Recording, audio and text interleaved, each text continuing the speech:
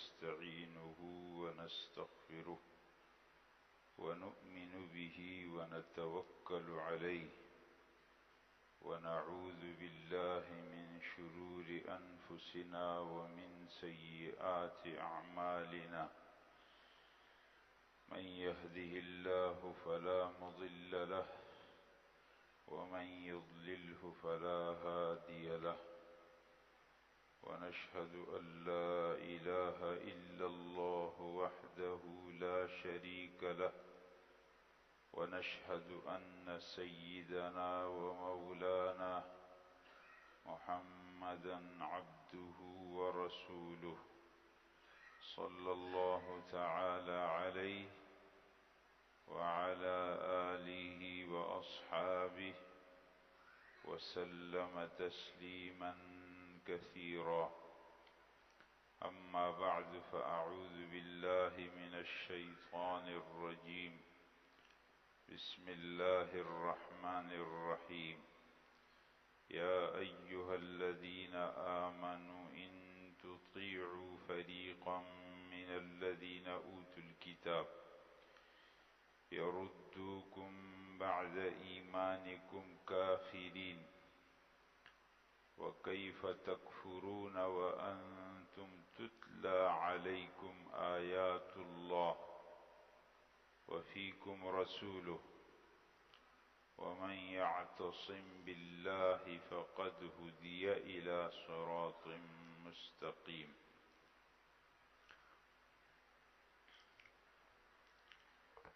یہ آیتیں ہیں سورہ آل عمران کی.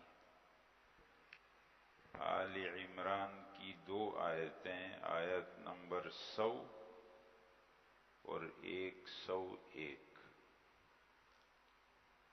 ان 2 آیتوں میں کیا بیان ہے توجہ سے آپ سنیں گے حضرات. اے ایمان والو، اے ایمان والو. دیکھو اللہ جل جلالہ نے خطاب کیا ہے ایمان والو. اے ایمان والو، اللہ آواز دے رہے. اور جب آپ کو کوئی آواز دے تو آپ فوراً متوجہ ہوتے جی. اگر آپ میں سے کسی کو میں آواز دوں کہ فلانا عبداللہ، تو اس فوراً کہے گا جی بتائیں. اگر ایک آدمی سامنے سے یوں گزر رہا ہو اور میں یہاں سے آواز دے دوں کہ عبداللہ، تو وہیں کھڑا ہو جائے. صحیح؟ یہاں اللہ جل جلالہ خطاب کر رہے ہیں، آواز دے اے ایمان والو. تو حضرات کی توجہ ہے یا نہیں اللہ کے اس خطاب کی طرف؟ اے ایمان والو. اس لیے جب اللہ کا خطاب ہو توجہ کرو جی. ہاں، غافل ہو کر کبھی نہیں بیٹھنا. اے ایمان والو،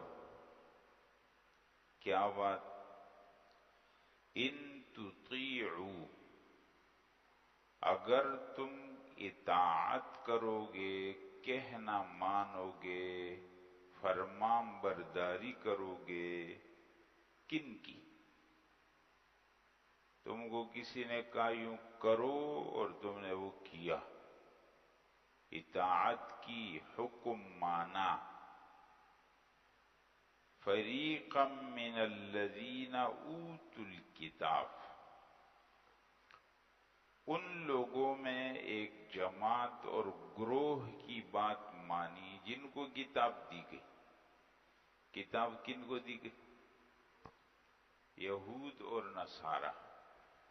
اہل کتاب کا لفظ جب قرآن میں بولا جاتا ہے تو اس سے مراد یہود اور نصارہ.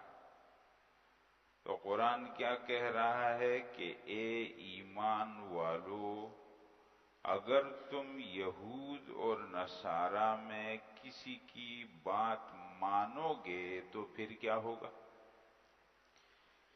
یردوکم، وہ تم کو واپس کریں گے، بعد ایمانکم تمہارے ایمان لانے کے بعد۔ کیا مطلب؟ پہلے کافر تھے، پھر ایمان لائے، اب وہ تم کو ایسی باتیں کریں گے کہ اگر تم مانو گے تو واپس تم کو لائیں گے کدھر؟ کفر۔ یردوکم، وہ تم کو واپس کریں گے، بعد ایمانکم تمہارے ایمان لانے کے بعد واپس کریں گے کیا چیز؟ کافرین، کافر بنا کر۔ آیت میں کیا بیان ہوا؟ اگر تم یہود اور نصارہ کے طریقے پر چلو گے تو وہ تم ایمان سے ہٹا کر تم کو دوبارہ کفر کی طرف لے جائیں گے۔ اب کفر دو قسم پر ہے، ایک کفر ہے عقیدے کا۔ کیا مطلب؟ ایک مسلمان آدمی کا جو عقیدہ ہے، جو یقین اس نے اپنے دل میں رکھا ہے، جن باتوں پر یہود و نصارہ اس عقیدے سے اس کو ہٹا کر بالکل کافر بنا دے۔ اور کبھی کفر عقیدے کا نہیں ہوگا، عمل کا ہوگا۔ مانا وہ تم کو عقیدے میں تو کافر نہیں بنا گے، تو مسلمان رہو گے، لیکن تمہارا عمل کافروں والا عمل۔ ذہن میں آیا حضرت؟ اگر تم یہود اور نصارہ کی بات مانو گے تو وہ تم کو ایمان سے واپس لے جا کر کے کافر بنائیں گے، اور کافر یا تو بالکل عقیدے کا کافر کہ اسلام سے خارج ہو جائے، اور یا کافر ہوگا عمل کا، یعنی اسلام سے تو خارج نہیں ہوگا لیکن اس کا عمل کافروں کا ہو۔ اس آدمی سے پوچھو گے کہ تم مسلمان ہو، کہے گا ہاں۔ تم پوچھو گے کہ تم کلمہ پڑھتے ہو، لا الہ الا اللہ محمد الرسول اللہ، کہتے ہیں ہاں۔ بولا اللہ کو واحد لا شریک لہ مانتے ہو، کہتے ہیں ہاں۔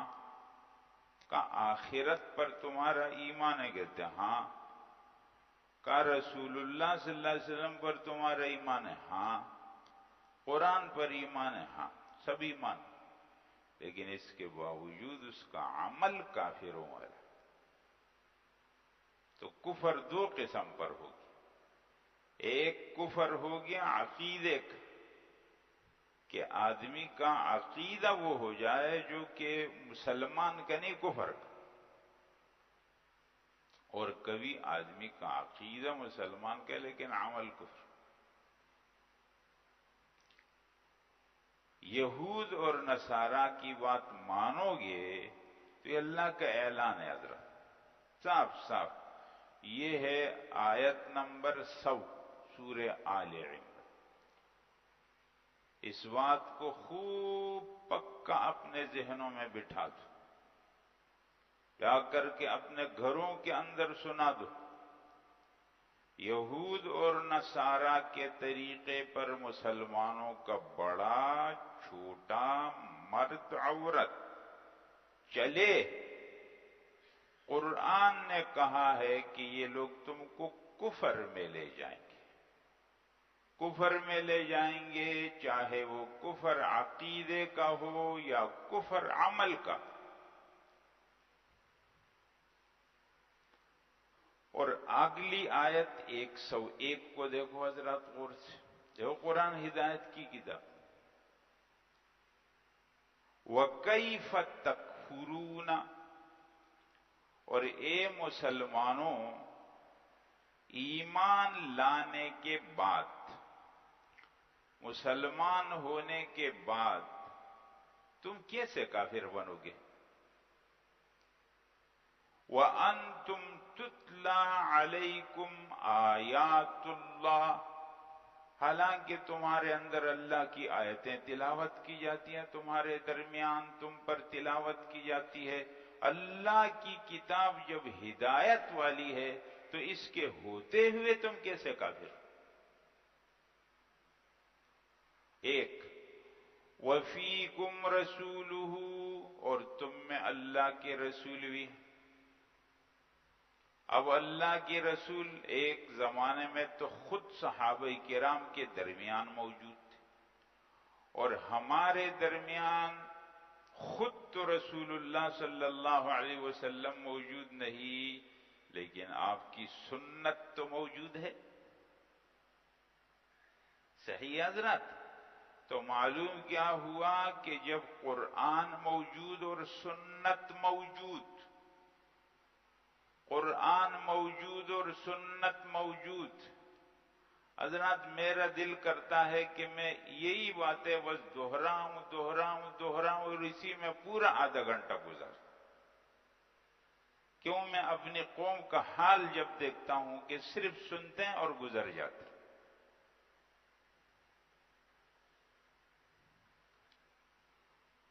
تم کیسے کافر بنو گے، تم کیسے کفر کرو گے جب تم میں اللہ کی کتاب اور اللہ کے رسول موجود ہیں؟ اور جب اللہ کی کتاب اور اللہ کے رسول دونوں موجود ہوں، یعنی قرآن اور سنت موجود ہوں، تو آدمی کیسے کافر بنے گا؟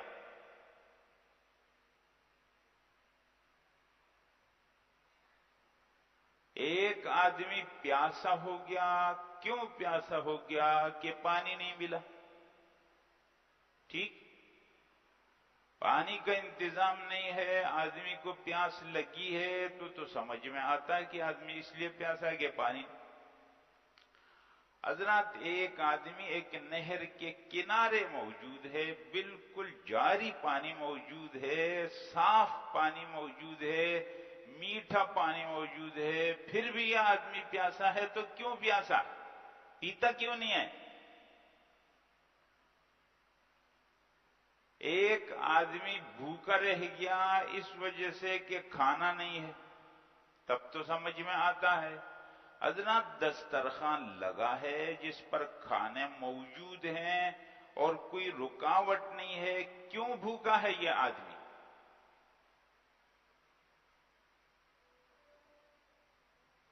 مسلمان لوگ جب قرآن موجود، سنت موجود رسول اللہ صلی اللہ علیہ وسلم کی، پھر کیوں گمراہ ہیں؟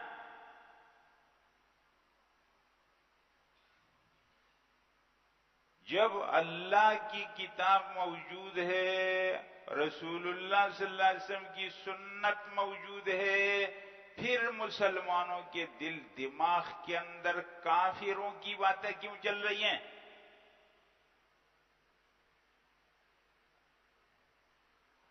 اور جب اللہ کی کتاب موجود ہے، رسول اللہ صلی اللہ علیہ وسلم کی سنت موجود ہے، مسلمانوں کے عمل کے اندر کافروں کا عمل کیوں شامل ہو گیا؟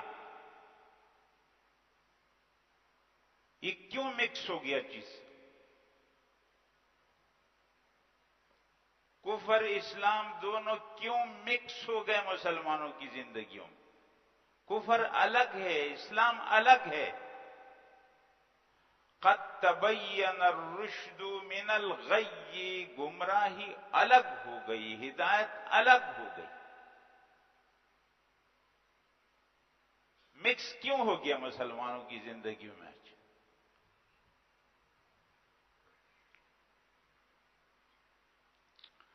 اگر اس طرح مکس کرنے کی اجازت تھی اور اس سے کوئی فرق نہیں پڑتا تھا، اس کا مطلب ہے کہ آپ زبان سے کلمہ بھی پڑھ لو اور اس کے باوجود کافروں والے طریقے بھی کرتے رہو، اس سے کوئی فرق پڑے گا نہیں، تو پھر تو مکہ کے کافروں کیا مشکل تھی، کر لیتے۔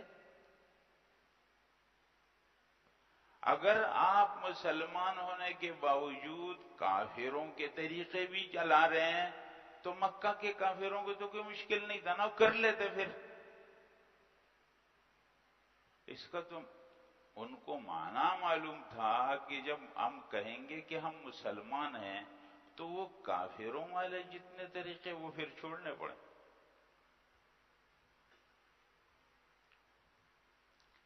حضرات یہ آیتیں کتنی واضح بات ہے۔ ہم اپنی زندگیوں کا جائزہ کب لیں گے؟ وہ وقت کب آئے گا حضرات؟ سوال یہ ہے، میں حیران ہوں وہ وقت کب آئے گا؟ وہ جوان جن کی عمریں 20 سال ہے، وہ آخر عمر کے کس حصے کا انتظار کر رہے ہیں کہ وہ زمانہ آئے گا جب ان کو اسلام اور کفر کا فرق سمجھ میں آئے گا؟ وہ جن کی عمریں 30 سال ہو گئی، وہ کس حصے میں انتظار کر رہے ہیں؟ 50 میں جا کر کے سمجھیں گے، 60 میں جا کر کے سمجھیں گے؟ اور جن کی عمریں 50 سال ہو گئی، وہ کس عمر کا حصے کا انتظار کر رہے ہیں؟ اور حضرات جن کی عمریں 60 ہو گئی، جن کی عمریں 60 سے بڑھ گئی، وہ بھی کس وقت کا انتظار کر رہے ہیں؟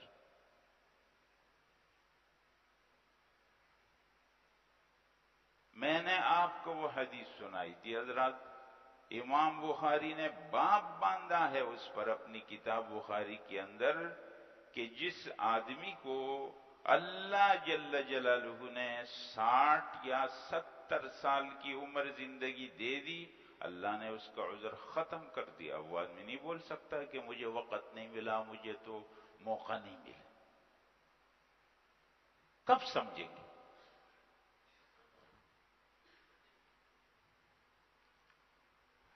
یہ زندگی کا موجودہ نظام جو آپ دیکھ رہے ہیں، یہ آپ کو ٹھیک نظر آتا ہے؟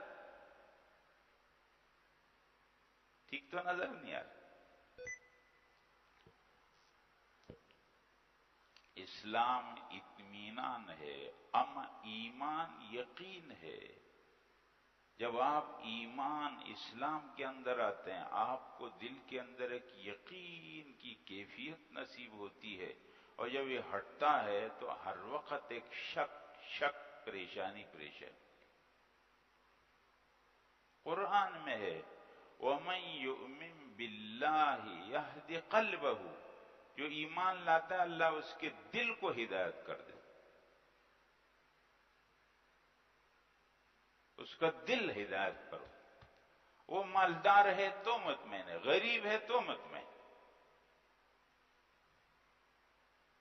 میں آپ کو اکثر ایک قصہ سناتا ہوں حضرات، بلکہ 2 قصے ہیں، عرصہ ہو گیا ہے وہ قصہ میں نے نہیں سنا۔ میں جلدی سے وہ قصہ سنا دیتا ہوں، ورنہ تو سارا وقت اسی قصے میں لگ جائے، لیکن وہ سمجھنے کے لیے بہت اہم ہے۔ لیکن میرا سبق آپ لوگوں کو یاد ہونا چاہیے، میں تقریر نہیں کر رہا ہوں حضرات۔ اگر آپ لوگوں نے یہ طے کیا ہے کہ صرف سننا ہے اور بس، اور مجھے سنانا ہے اور بس، تو مجھے نہیں چاہیے اسے۔ مجھے صاف بتا دو، میں نہیں کرتا ہوں۔ لیکن اگر آپ لوگ اس کو دہرائیں گے، اپنے گھروں میں جا کر کے سنائیں گے، اور میں کبھی آپ سے پوچھ بھی لوں گا، تو پھر تیار ہو۔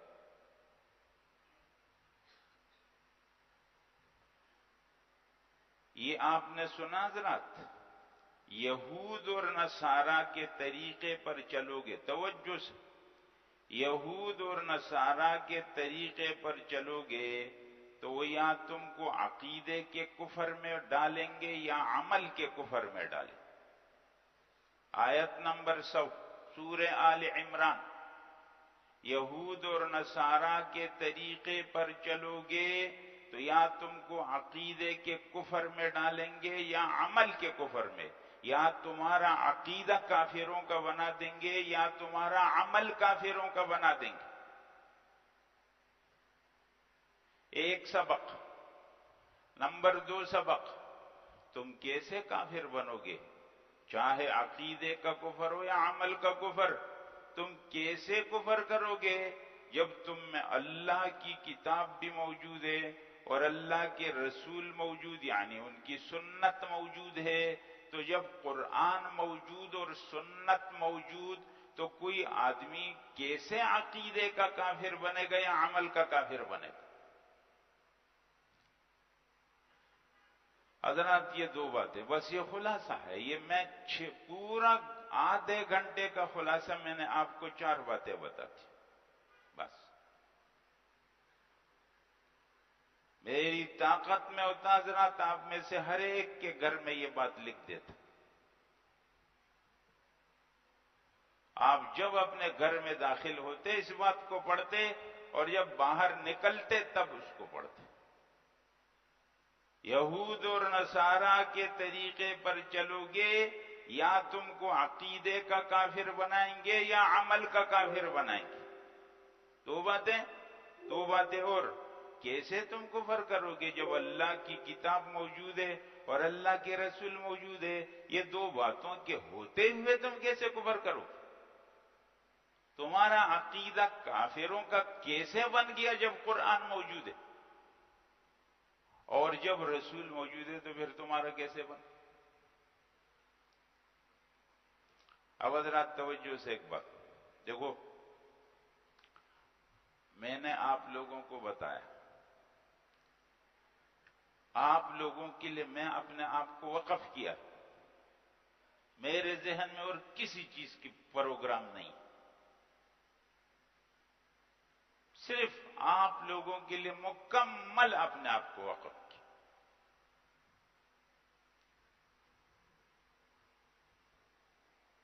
اتوار کے دن رسول اللہ صلی اللہ علیہ وسلم کی سیرت بیان کرتا ہوں، اور مجھے کہتے ہیں آپ کب تک بیان کریں گے، یہ کتنے وقت کا کورس ہے؟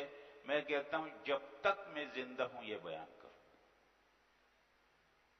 کوئی مجھے کہے آپ کی چھٹی کب ہوتی ہے؟ میں کہتا ہوں جب میری چھٹی ہو جائے گی پھر ہو جائے گی۔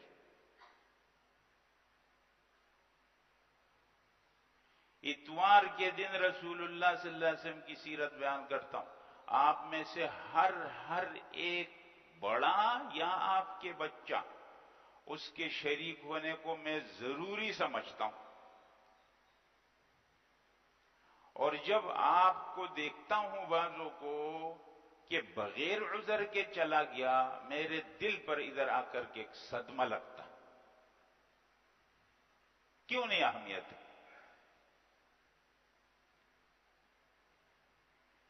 آپ کا عذر ہے، مجھ کو کوئی کلام نہیں، اللہ کی طرف سے عذر ہے، جاؤ۔ عذر نہیں کیوں جاتے ہو؟ ناقدری نہیں ہے؟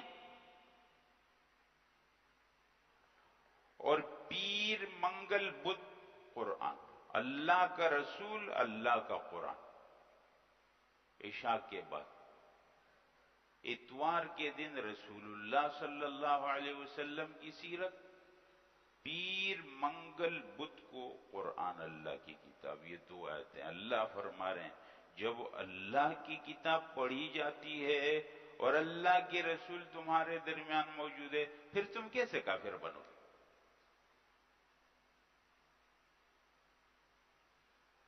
اس لیے حضرات مجھے آپ سے اور کچھ نہیں چاہیے، مجھے آپ چاہیے بس، آپ لوگ مجھے چاہیے۔ اتوار کے دن، پیر منگل بدھ کے دن آپ لوگ مجھے چاہیے، آپ لوگ۔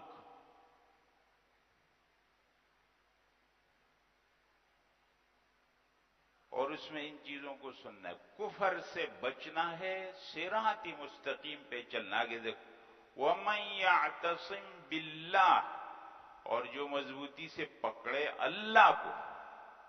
اللہ کو مضبوطی سے کیسے پکڑیں گے؟ جو پریشانی تم کو پیش آئی، سمجھ میں کچھ نہیں آ رہا کہ کیا کروں نہیں کروں، بس اللہ کو کہو نا، اے اللہ مجھے سمجھ میں نہیں آ رہا۔ اور لوگ کہتے ہیں ہم لوگ شش پنج میں پڑھے ہوں گے، پتہ نہیں کیا کریں کیا نہیں کریں، تو تم اللہ سے دعا کرو نا، مضبوطی سے پکڑے اللہ کو، اور مضبوطی سے پکڑے اللہ کے دین کو۔ اللہ کا دین ہے نا سامنے، مضبوطی سے پکڑے اللہ کو، اللہ کے دین کو۔ قرآن کیا کہتا ہے؟ فَقَدْ هُدِيَ إِلَى صِرَاطٍ مُسْتَقِيمٍ، اس آدمی کو صراط مستقیم کی ہدایت دی۔ اس کا مطلب کیا ہوا؟ یہود اور نصارہ کے طریقے پر چلو گے، آخری انجام جو ہو جائے گا وہ کیا ہو جائے گا؟ کفر۔ اور قرآن اور سنت پر جب چلو گے آخری انجام کیا ہو جائے گا؟ صراط مستقیم۔ کتنی واضح واضح بات ہے۔ حضرات ایسا کریں گے نہیں کریں گے؟ ہے نا؟ صرف تقریریں نہیں کرنی، صرف تقریریں نہ کرنی ہے، صرف تقریریں نہ سننی۔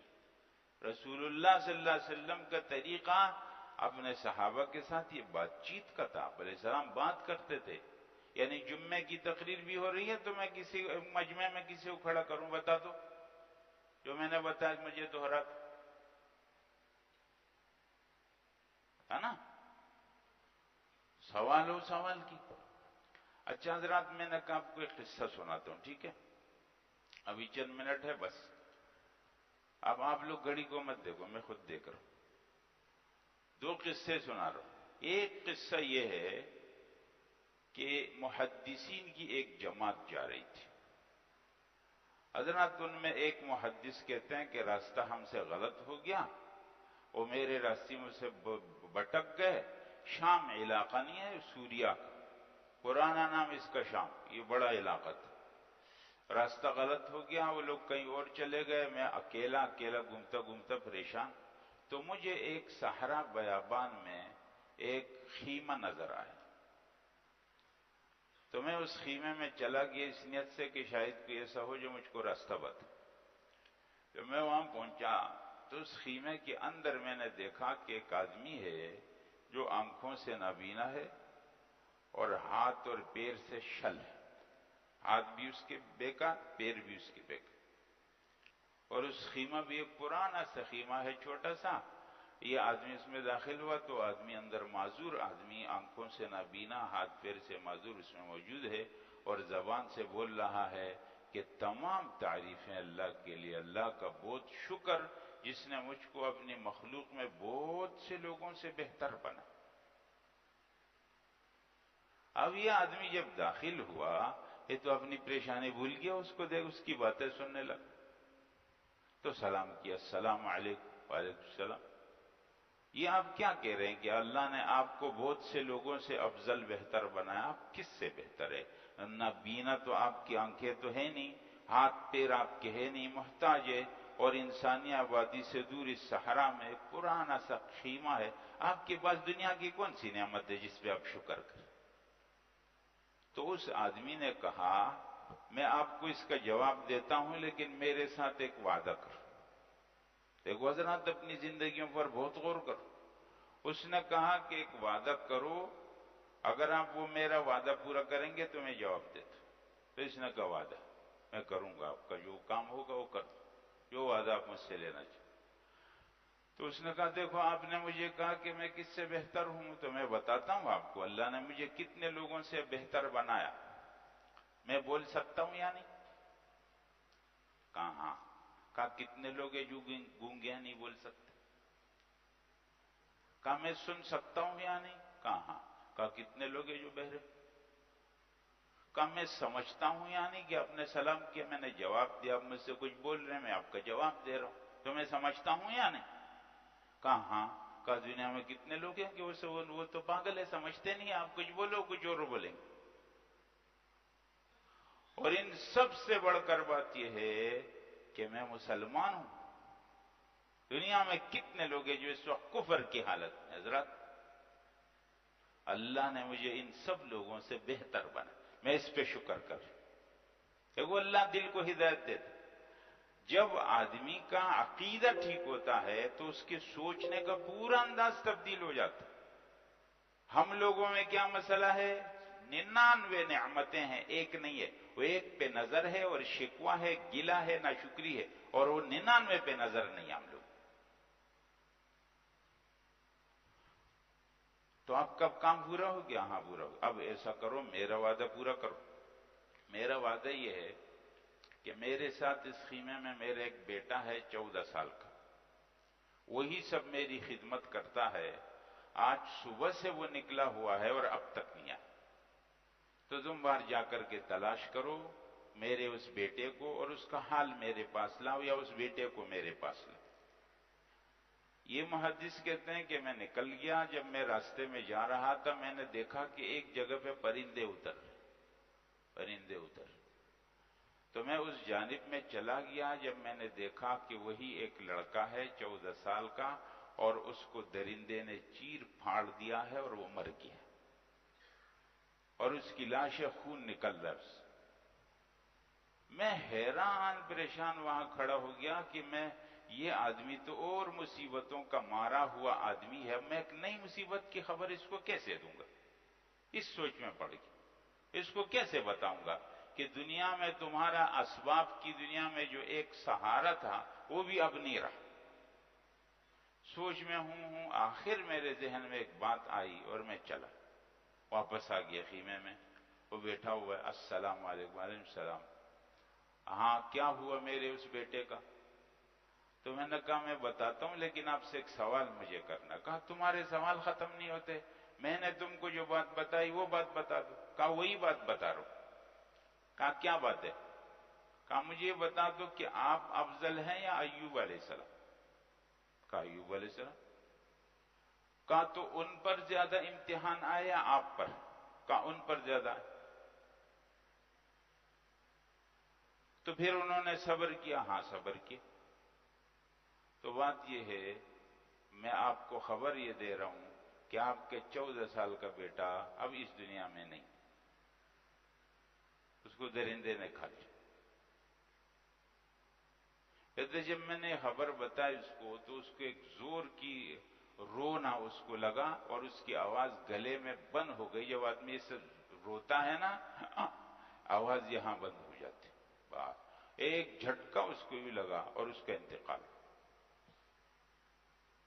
اب میں اس صحرا بیابان میں گھوما پھرا تو کچھ لوگ میں نے پیدا کیے کہ ان دونوں لاشوں کو ہم غسل بھی دے دیں، دفن بھی کریں، سب جو آخری باتیں ہوتی ہیں وہ ہم سب کر لیں۔ ہم نے کر لی۔ حضرات کہتے ہیں کہ میں رات کو خواب دیکھتا ہوں کہ وہی آدمی جس کو میں نے دیکھا تھا آنکھوں سے معذور، ہاتھ پیر سے شل، ایک باغ ہے، اس باغ کے بیچ میں بالکل سلامت بیٹھا ہوا ہے، خوبصورت، آنکھیں بھی ٹھیک، ہاتھ پیر بھی ٹھیک۔ تو میں اس کے پاس آیا اور میں نے کہا آپ وہی نہیں ہیں جو آنکھوں سے معذور؟ کہاں ہوں؟ میں اللہ کے سامنے پیش ہوا اور اللہ نے فرمایا تم نے بہت صبر کیا نا، اب جنت میں داخل ہو۔ حضرات میں آپ کو یہ بتا دوں، جو بتانے کی بات ہے کہ جب ہمارا ایمان اللہ کے اوپر بنے گا، ہمارے دل کو اللہ ہدایت